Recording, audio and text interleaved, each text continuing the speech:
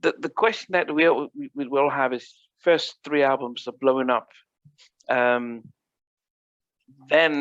I always remember the controversy with when you signed, did you sign a 3-album deal or 5-album deal or 7-album deal back in those days with Bad Boy, or was it open to interpretation, or what? It was 7 years of 7 albums. 7 years, 7 albums. Yeah. Which, which it's almost like it doesn't make sense having 7 albums. That's unheard, that's unheard of nowadays. 7 albums is like, well, it's 12 years of slavery. I mean, how do you sell? Who comes up with 7 albums? I'm praising you guys that you came up with all these albums over 30 years. Taken. So, how did you?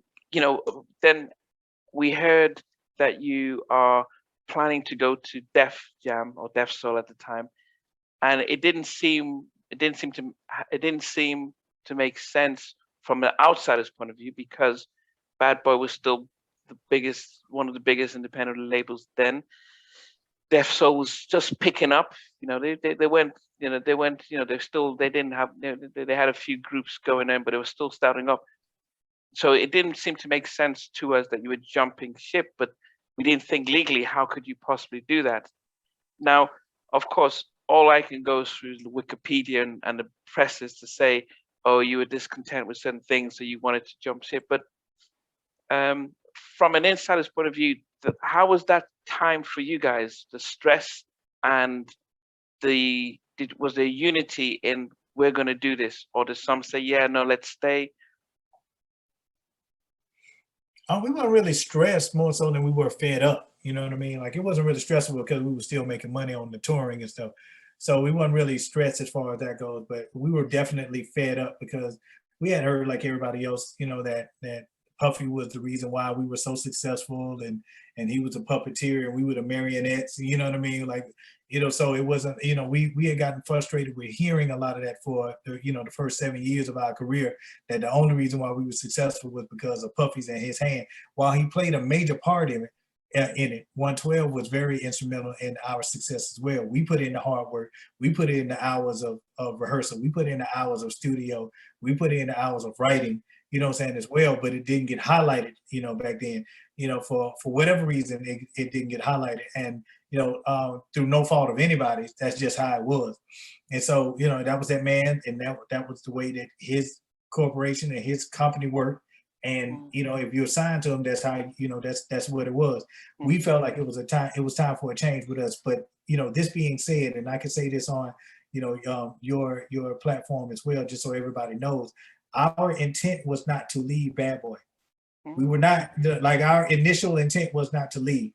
Our intent was to be, to get out from under the production deal that we were signed to through Bad Boy, which was taking, what, 80% of, what is it, 40%, I'm sorry, 40% of everything that we made. So from advances to touring, to shows, to anything that we made, endorsements, advertisement, anything that we made, the production company that we were signed to took 40% of that.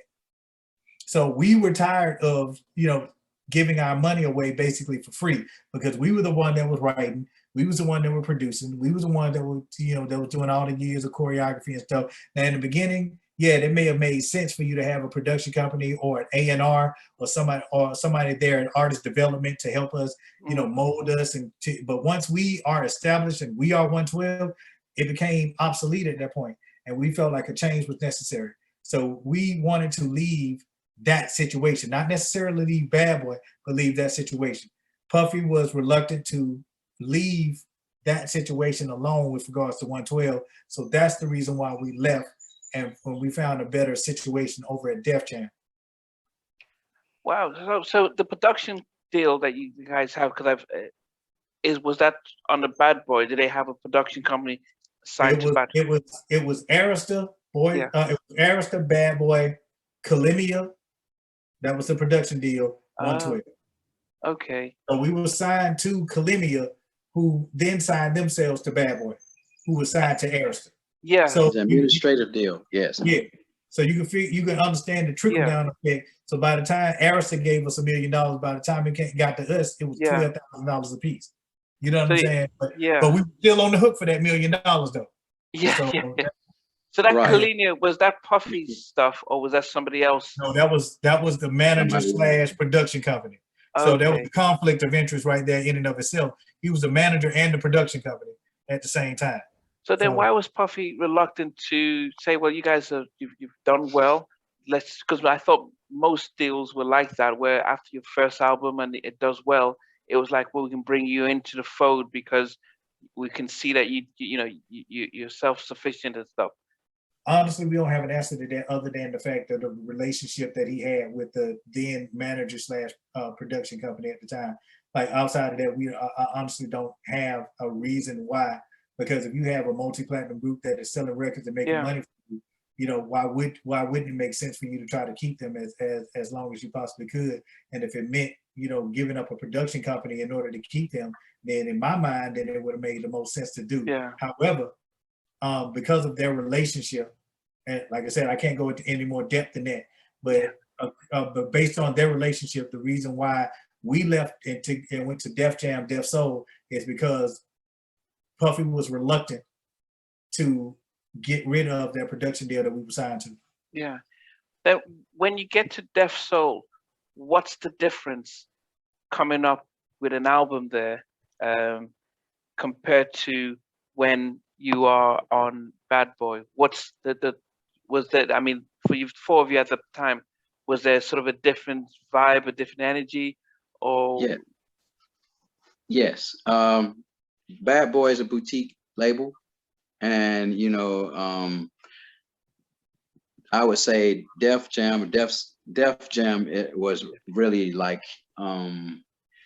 they would supply. So they were like they expected you to have all of the pieces together, and you put everything together, as opposed to where with Bad Boy was a little bit more hands-on, where everything was catered, you know what I'm saying, to you. So you had the accesses to like Hitman, this, that, another, you know what I mean? They had it around you.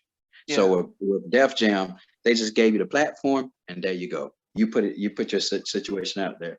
So I mean, that's why I kind of contribute that to the fourth album, even though, you know, like I said, whatever successes that we had with the fourth album probably wasn't as deserved, you know what I'm saying? Like, but we didn't have a standout record or anything like that. And regardless of what type of powers that certain people had as far as putting records together and this or whatever, didn't quite know what the hell they were doing. So that's why I said that at the fourth album was one, but then we quickly adjusted, and that's the reason why we had Here We Go on the fifth album. The fifth album goes platinum, and we have a top 5 or whatever record we had there. So platinum. I mean, if on reflection, I mean, there is the understanding about the production deal and how much that's, you know, you want to get away from that.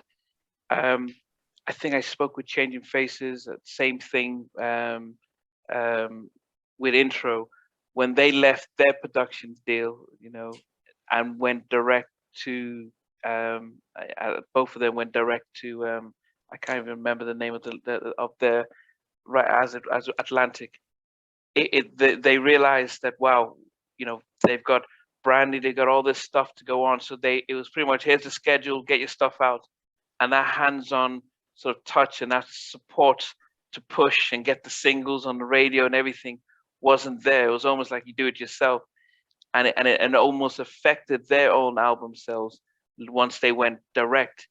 Did you, when you saw how Def Jam worked, being a massive label as it was, did you then think, wow, this is still better than the situation we had before? Or did you think, oh man, if we were back at Bad Boy, we probably would have gone those singles out and stuff? Financially, it was a better situation. You know what I mean? Definitely better. Never would have made that money. No, we'd have never made that money. At Bad Boy, we would have never made that kind of money. You know what I'm saying? That we made at Def Jam. The problem with that is we had come from, like Slim said, we had come from a boutique label, which was more hands-on, whereas Def Jam was more of, we're gonna help you guys help you. basically. Like you got to come in with your system in place. You got to come in with your corporation, your VP, your CEO, your CFO, your COO. You know, all of those people are in place, and all they doing is funding you the money, and then they get their return. That's what Def Jam pretty much was, versus Bad Boy, where they were more hands-on and they were more intricate with your development, versus Def Jam, who was like, look, baby, I just want, like what Al Davis said with the Raiders, just win, baby. just win, baby. Like, look, I don't care how you get there. I just need you to win. That's what Def Jam's mindset was. So they didn't really care how, you know, the platinum album got made. They just wanted it to be platinum album. Versus Bad Boy, where they cultivated you and they nurtured you, and it was more hands-on. So that was one of the things that we were ill prepared for, because we were so used to being hands-on and people being hands-on with us, and people, you know, kind of guiding us this way and guiding us that way. Well, we felt like we were ready, you know, but at the end of the day, as a unit, some of us may have been ready, but as a unit, we were ill prepared for the kind of machine that Def Jam was. So as a result of that, it did not give the same the desired effect or the desired results that we were looking for. Like they were looking for a part 3 once we got to Def Jam, and because of the fact that we had so much freedom, we didn't know what to do with it. You know what I mean? Versus that Bad Boy, you know what I'm saying? It was like, no, you can't do this. No, you can't do this. You got to make chicken salad out of chicken shit. So that's pretty much what what we had to do at Bad Boy. So we worked with, we gave you the best of what we had, versus Def Jam, where you had whatever you wanted. And and as a result, you know, we came in, you know, under expectations or whatever, man. So that was the, you know, the difference between being at a major versus being at a boutique. You know what I mean? Like they wanted you to already be a corporation in and of yourself. Wow. Because we were learning to be a corporation in and of ourselves at Bad Boy, learning the game, but still was under that mindset that, you know, Def Jam was going to be there to help cultivate us, help grind, help push us to the next level. Where Def Jam was like, look, we gave y'all the money, go make us a hit. So the one question I had was, how come Clive did not see what was going on and say, okay, let's sign you guys directly to Arista? Was that ever an option? Well, without, you know what I mean, disturbing things that we probably can't talk about. Yeah. Listen, no. Yeah. At the end of the day, at the end of the day, there was other things there were other things that were going on at that time. Okay. And you know, so basically there was a negotiation going on, and you know what I mean, at the same time, and it came around at the same time as negotiation with us. So I just think that, you know, at the end of the day, financially, 112 made the best decision we possibly could have done. Yeah. Now, like, because we would have never made that kind of money ever in our life. Wow. But you know what I'm saying? But then that being said, that, you know, with us, there are no regrets. There was only experiences. Yeah. And you know, that's why I said you could talk about the 4th album, then let's talk about the 5th album. Because see, with 112, you know, we learn how to adapt and adjust with everything. And I think that comes the roots of where we're from, and just our families, and you know what I'm saying, just the things that we've been, you know, it was just like us. When I think about, when I look at Mike, and I think about the times that the certain talent shows, you know, in areas that we weren't supposed to be in, because maybe of our hoods or whatever, we still conquered those situations, you know what I'm saying, because of how we adapted to situations, you know what I'm saying? So that being said, yes, the 4th album started off rough. It started off rough, you know what I mean? And we learned a lot about the business and about ourselves and about each other. Yeah. And you know what I mean? Yeah. And then that's why when the 5th album came out, thank God for certain people that actually believed with us that, hey, you know what I mean, this industry it's chess, not checkers. So just because you're at a disadvantage of this one game does not determine your whole tournament. So and at the end of the day, 112 always wins the tournament.